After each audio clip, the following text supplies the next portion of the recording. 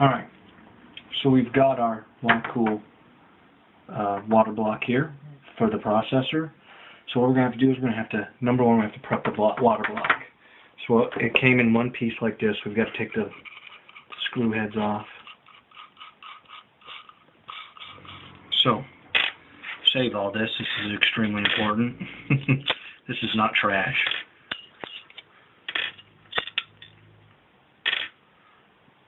Okay. Now, because we're using the 1156, we need to take out the center socket. This part goes on the bottom of the motherboard, like this. These go through the stands. These are the 1156, 1366 socket mounts. These are the ones we're going to use. Now, we remove our standout screws. Okay. Now, we need to take this upside down and mount this like this onto our board. Okay. Now this motherboard has these little heat sinks for these chips because these chips were getting so hot in the previous version of this motherboard.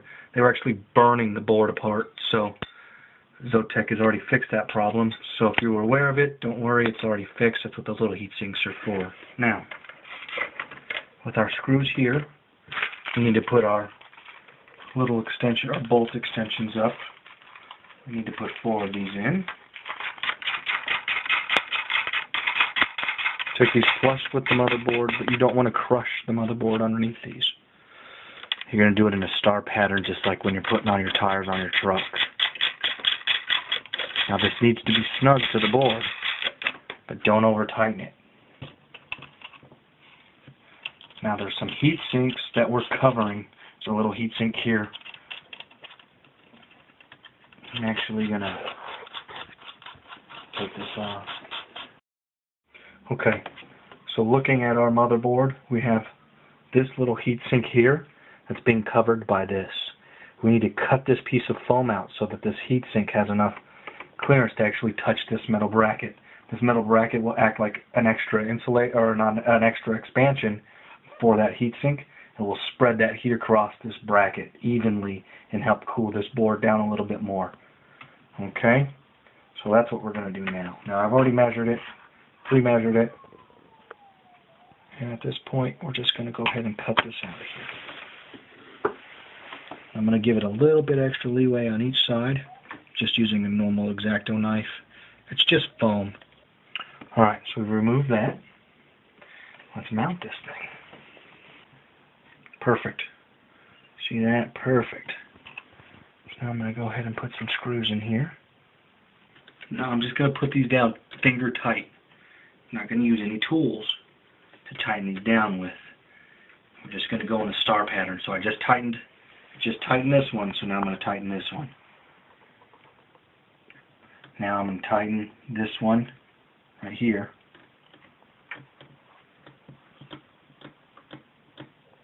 And I'm going to tighten this one right here.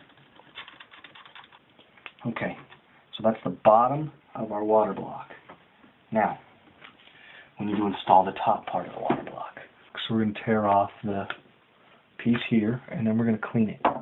Now I have an anti-static rag to clean this with. You can get these at any hardware store. So I'm just going to take this little rag and I'm going to clean off this copper connection. Now they gave us thermal paste to use, but I'm not going to use it. I'm going to use my own. I'm using the SL brand of thermal paste. And basically what we're going to do is we're going to cover the processor with thermal paste, an even thin coat. A lot of people put way too much thermal paste on here thinking that the more is the better, and that's not true. If you put too much thermal paste onto your processor, it can actually cause it to overheat. So you want to use just the right amount. And unfortunately, if for the newbies out there, it just takes experience to figure out what the right amount is. So open that up, and they gave us this nice little tool to apply our thermal paste with. Looks like one of those Baskin Robbins. And we want to spread this out evenly across the processor. Alright, now you can see I actually took off about 1/3 of what we put on there, and it's flat and it's even across the entire CPU. I mean, there's some little ripples, but we're not going to worry too much about that. Now we're going to go ahead and apply our water block. Now it's a copper-coated water block bottom, so it's going to transfer that heat real good. Now the key is to get this on here, and I'm going to shake it a little bit, just like this. And we want it to be in the position and make sure that that block is touching that CPU. Now I can feel by barely shaking on these things that we're on top of it, and I can feel the good seal. Now unfortunately these Larcool standouts were just a little short, so we're going to have to put our screws on here just a little. We're going to get a few threads on one. And on the same thing on this, you need to do it in a star pattern. Okay?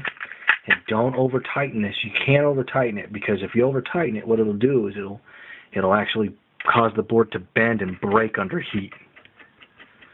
So that's the purpose of these little blocks they give you underneath here. Unfortunately, they're too small.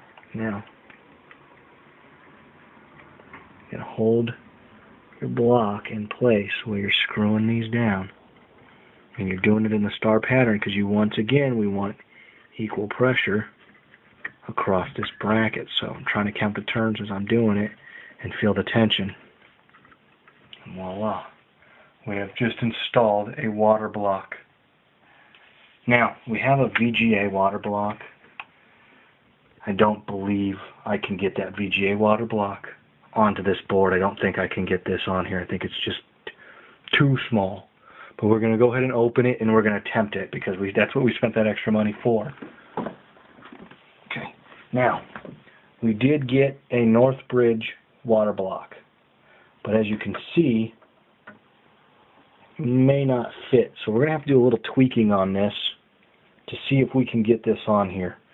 So what I did is I went ahead and cut off the spring-loaded snappings that were holding this Northbridge heatsink in, and we've removed it. So it's now been removed, and that's the Northbridge chip underneath there. That's the actual chipset that does a lot of the processing on the board too.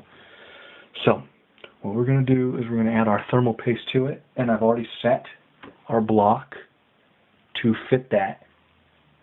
So we're going to add our thermal paste back here a little bit. Alright, so I already went ahead and had a little accident with the thermal paste there. But I've put in my standout, and we're going to go ahead and assemble this here now.